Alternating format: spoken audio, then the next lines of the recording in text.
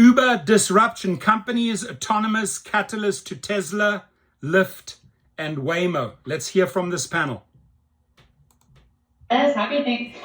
Patrick's Day. Thanks for having me, guys. St. Patrick's Day is so yesterday. Megan, this stock pulled back pretty sharply the last couple months of 2024. Uber did, and this was based on the fact that, hey, maybe autonomous driving is going to hurt this company when, a year, 2 years ago, we were talking about that's when they're really going to start to make money is when they don't have to pay drivers, right, at this point. But that kind of flip-flop. But now we're seeing a big boost in the stock so far in 2025. Do you guys have the data that supports a moves? No boost. Yeah, so whenever you look at Uber, this has, I think, been a bit more volatile over the last year, but whenever it all shakes out, it's down about 4%, 3.5%, 4% over the last year. So not a massive change. However, it is recovering some from the massive drop after Tesla's robo-taxi event. And I think that there are two lenses where you can look at Uber. You could look at how it's executing now, how it's growing right now.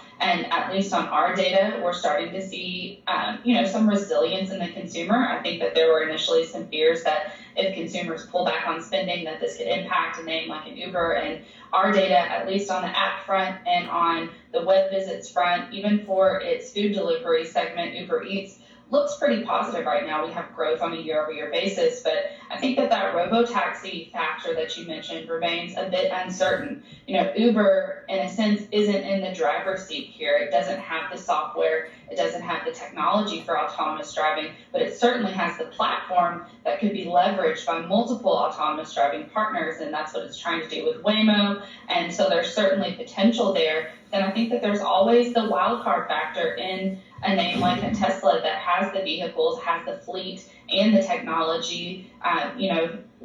It doesn't necessarily, Tesla doesn't have to use Uber. I think that's the big risk and uncertainty whenever we look at robo-taxis right now, and that's why the stock was deemed so much. So from a short-term lens, at least in our data, we actually see some nice signs from Uber. But on the long-term lens, we see a little bit more uncertainty because we're still waiting to see how will robo-taxis actually play out. And right now, we really don't know.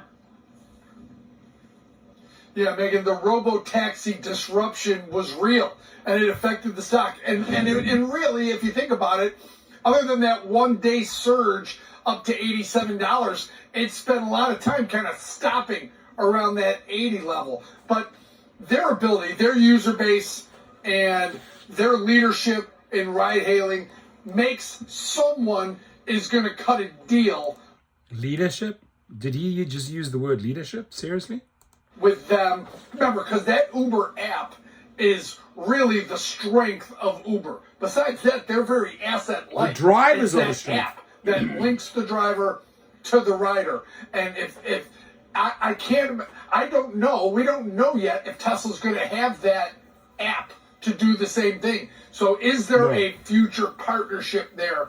Is there, because people aren't going to just leave Uber right away the minute self-driving comes, because some people won't trust it, just like the move from internal combustion to electric is slower than everyone thinks. So there's a lot of reasons that the Uber disruption is a little overdone and not there yet. And then you're ruling out the chance to make a deal along the way. Painful voice. They are the app for automated driving. So there's still a lot of things, but this is a company that has so much technology, so much user base, such a big moat around it that I can't imagine they're not a serious player going forward, Megan.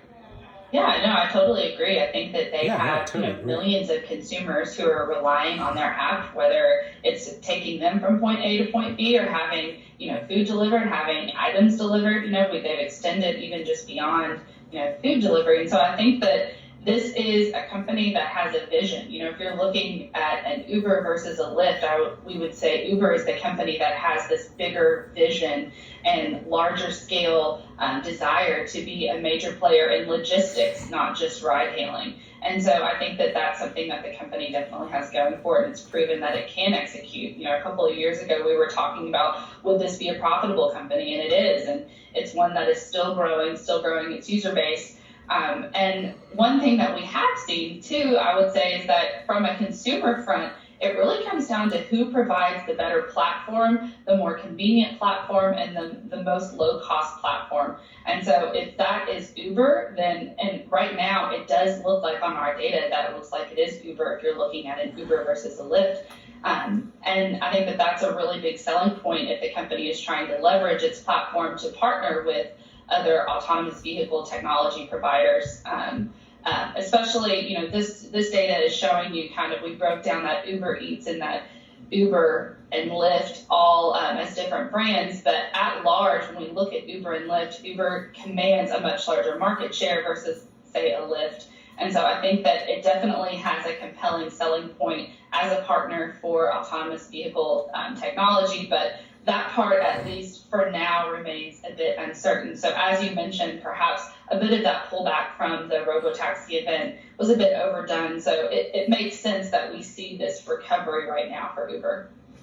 Yeah, Bill Ackman, he bought 30.3 million shares. That gave the stock a big boost. It's up over 33% from those lows that we saw at the end of December. But when you look at, this stock, they're partnering with Waymo already.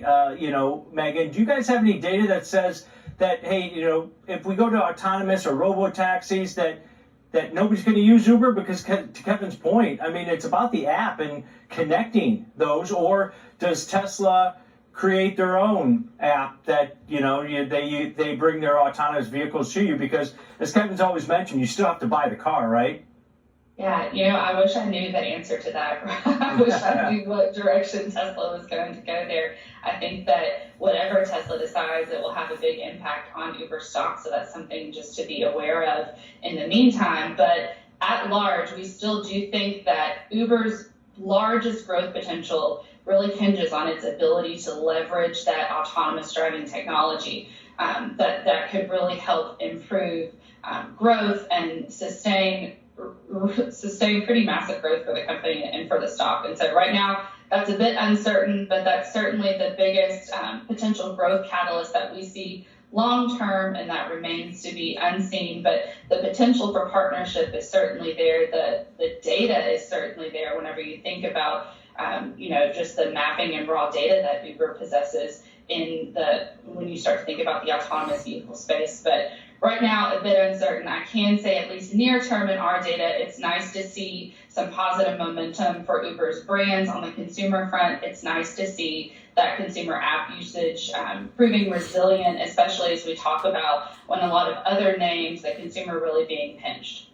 All right, positive data on Uber once again. Great stuff as always, man. Really, is that positive data? I don't think so. I look at the stock price.